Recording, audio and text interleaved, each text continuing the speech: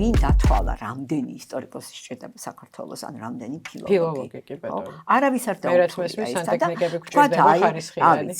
ან ის ინჟინრები, რომელსაც ვაფინანსებთ, აკმაყოფილებს იმას, არავის არ დაუთხია ის ერთხელ დადგინდა რაღაცა და მე მექანიკურად ეს კი არა, წარმოგიდგენთ უნივერსიტეტებში წლების განმავლობაში ხო შემოდის აღარაც მე მგონი 2013 წელს შემოვიდა ეს სახელმწიფო რო აფინანსებს იმ პროგრამებს. მე არც კი დაუთვლიათ.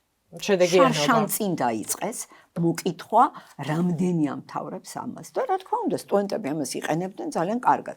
აბარებდნენ თქვათ ისტორიულზე და ახლა მოგეხსენებათ ჩვენ განათლების სისტემაში შესაძლებელია რომ აირჩიოთ თავისუფალი კრედიტები, ირჩევდნენ სხვა სპეციალობით და თქვათ ბოლო 2 სემესტრში გადავიდოდნენ იმ სპეციალობას და ამთავრებდნენ იმ სპეციალობას, იმიტომ რომ ის საგანები გავრილი ჰქონდათ.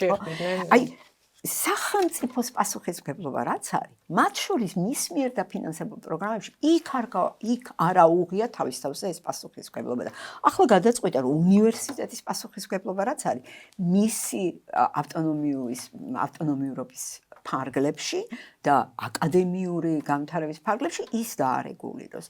ვერ გამოვა ეს საკითხი